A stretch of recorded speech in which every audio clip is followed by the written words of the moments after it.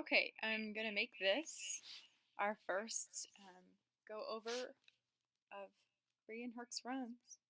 I'm watching the video from Facebook. Okay, he just got done with an epic start line stay, so remember to thank your dog and tell him he's good, and then release him. I want to go back and see how many times we said up.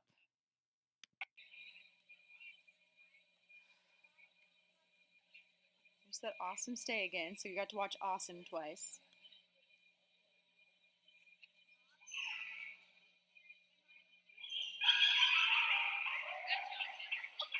Good job to wait for him to look at you. Ooh, I think I heard several. Did you hear several with me?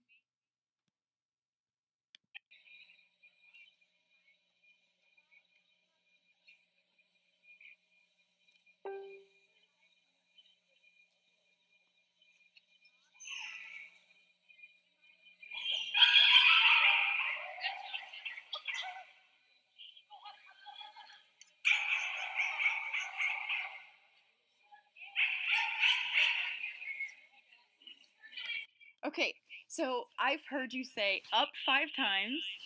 I bet you're nervous, aren't you? You were standing right by the dog walk and he didn't have any other options. So maybe 2 or 3 times should be a maximum. And then I heard at the end the same deal. I couldn't really see what you were doing at the end, so make sure you tell him how awesome he is when he hits his contacts, so that you're marking the behavior. It's good. You might have done that, but I just couldn't see it. But you're saying lots of words to him, and so I think maybe that's why he's turning you out just a little bit. The clap was great. That was a good decision.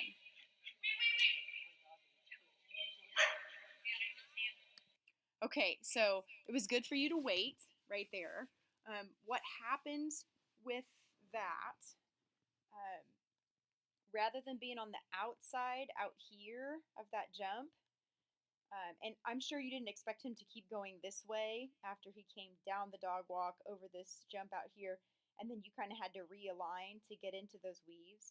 I would have stayed inside here and just done that nice post turn right here, so that your body stayed in here and then Hercules took this loop. So your body, instead of being out here where your feet are now, you'd have been in here between the dog walk and everything. So this kind of made a loop, and I'd have let him wove and then met him up over here to turn him and go this way.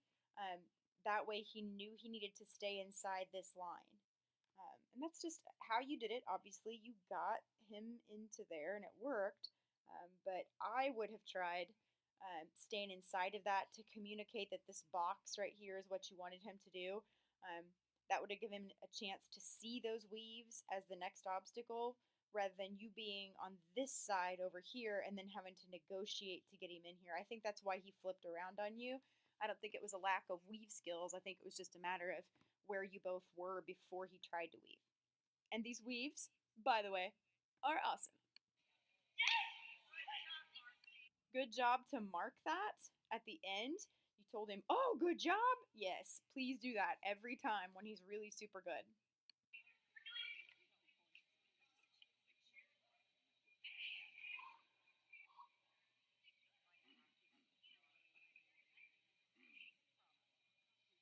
So that was super good.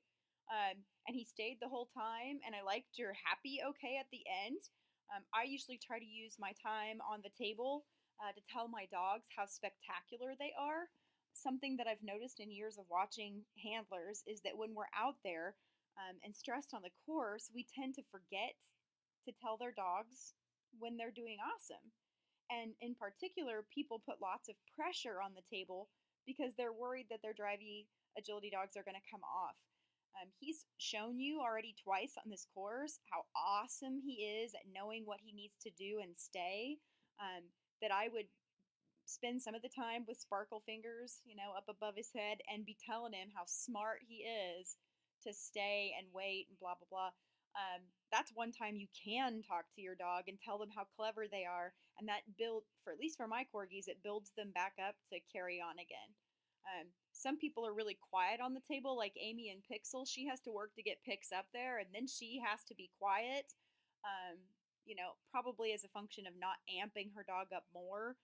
But you, I think, with the corgi, with the Jess grandkid that you have, who is so special, I think you could tell him how magnificent he is on the table. Oh, I heard a bunch. Okay, I heard a bunch of hears and a bunch of digging.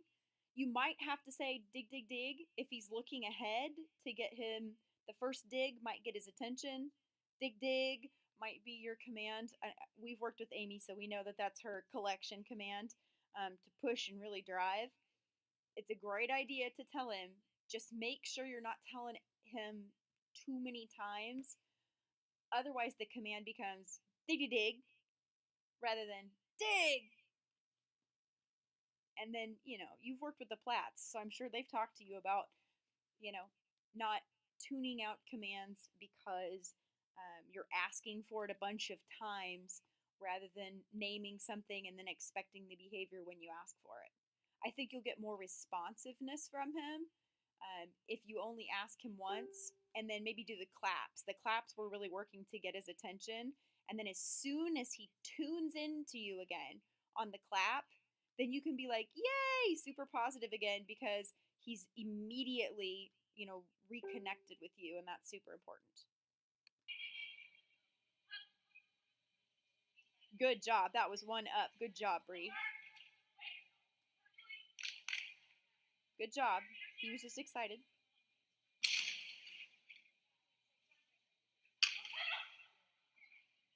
Yay! Yay, yay, yay! Spectacular. That was a super run, Bri. A super run.